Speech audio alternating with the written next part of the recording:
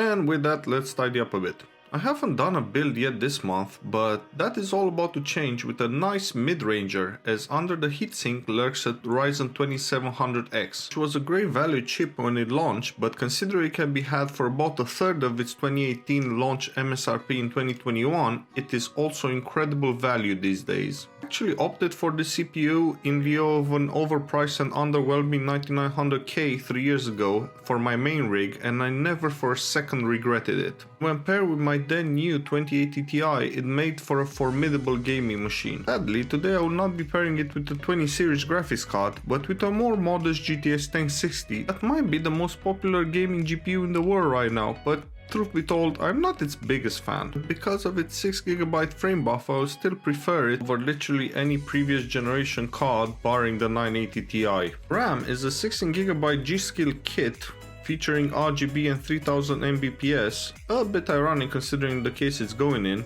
The main drive is SanDisk X400 256GB SATA SSD. Motherboard is a competent Asus B450M-A2. I really appreciate the BIOS flashback feature here, good RGB control with included light strips, not that we'll be making any use of it for this build, and best of all a halfway decent VRM that allows the 2700X to take full advantage of PBO. I have in the past pushed 2700Xs as far as they will go, and it's not an easy CPU to overclock, nor does it produce any sort of mind-blowing results. After a lot of trial and error, I can wholeheartedly recommend just enabling PBO and calling it a day. CPU cooler I chose this time around is a Hyper 212 Evo, and I replaced its default RGB fan with a pressure optimized Corsair PWM one that does a better job pushing air through the relatively dense fin stack. Finally, powering the whole thing will be a Corsair VS550 non-modular PSU that will have no trouble keeping everyone topped up with juice. That's about it for all the components in use today. They will all reside in this very nice and incredibly overbuilt fractal design case that has so much NVH material in it, it will make most cars blush. Oh, there is a 500GB hard drive, but I don't think I even bothered filming that, just know it is in there. There are no less than 8 drive caddies and I felt weird letting all of them empty. I can't say enough good things about this case. It has better cable management than the majority of cheaper enclosures that feature tempered glass. All intakes are filtered and it is ridiculously easy to build in, even if, like me, you are using a non-modular PSU.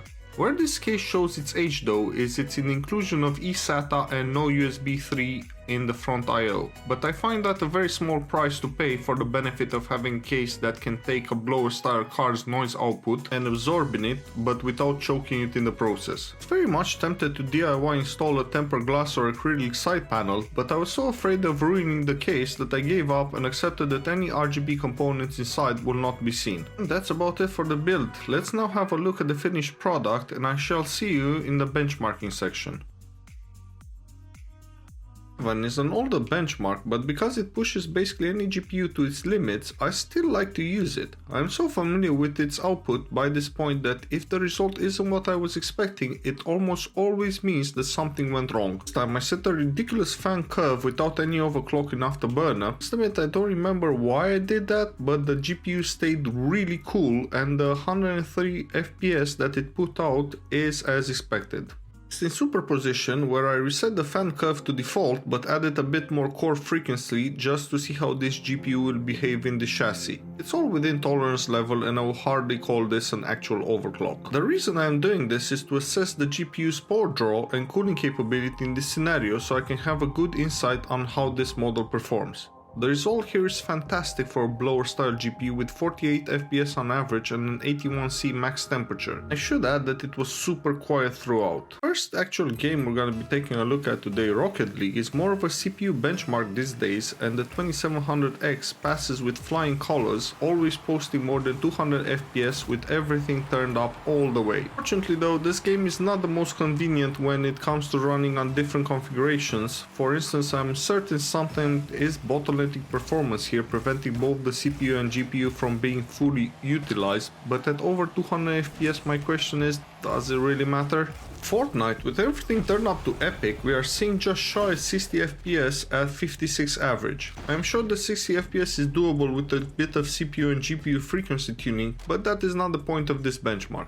Most gamers would not play on epic regardless, they're dropping down to medium with epic draw distance or even going performance mode depending on their rig, which is something I don't test on machines with a dedicated GPU. On the former settings, the average shoots up to 106 FPS, and that is without any resolution scaling, satisfying I would say the vast majority of Fortnite players out there. Ryzen 0 Dawn is not a particularly easy game to run, but considering this PC gets 58 FPS on favorite quality settings and its built-in benchmark, it's worth keeping in mind that this is a worst case scenario. In actual gameplay you'll almost always stay above 60 FPS without issues, and if I was to replay this title on this particular machine, I think I will have a pretty good time doing it. Assassin's Creed Valhalla is primarily a sightseeing game, so 60 FPS is a nice aspirational goal. Well, honestly, it is not a prerequisite to have a great experience. 47 FPS posted in the game benchmark I believe is a great result at high, considering just how unoptimized the game is. During normal gameplay you'll get a bit higher average FPS with frame times that stay within reasonable variation ranges thanks to the beefy CPU, and if you really want for some reason a higher FPS experience, there is nothing stopping you from turning everything down to medium. I caved in and added Warzone to the regular benchmark roster going forward because it is the #1 most requested game, with a lot of people just getting in touch and simply asking for a Warzone benchmark, and that it is the only game they play and they don't care about anything else. And that is fair enough, it seems it is a very popular game. I don't have that much experience with it, so you'll have to bear with me, but for now I selected high settings and started the bot match to get a baseline.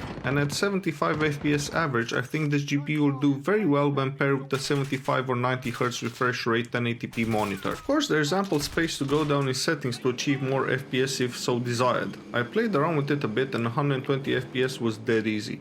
Oh, and if the footage looks a bit choppy, then it is on encoding issues. During gameplay it was super smooth. Stranding is built atop the same game engine as Horizon Zero Dawn, but in my opinion it looks better and it is objectively much better optimized, so having over 60 FPS on average here is really not a surprise. Turn everything up as high as it will go, disable VSync for testing purposes, and turn off motion blur because I simply do not like it. Unless your monitor supports G-Sync or FreeSync, I strongly suggest turning on VSync in this title, because while the extra 10 to 15 FPS turned off don't really add that much to the experience to accept screen tearing. I don't really know why I like Days Gone so much that I finished it. I don't like zombie games at all, but this one with its RPG elements and B-grade active storytelling really captured me. I opted to test here with the high settings because very high is pointless and a performance killer for really no benefit apart from bragging rights. I would turn on VSync for normal gameplay, but for benchmarking purposes we will leave the frame rate uncapped. It's a notoriously CPU demanding game, and the 2700X really does not seem bothered, leading to a 64 FPS on average. In Cyberpunk we average 41 FPS using, let's call it, medium plus settings in the most demanding downtown environments, but just as important, the frame time is consistent, giving us a very good experience. Of course, indoors the average will go up considerably, but that is not really the point.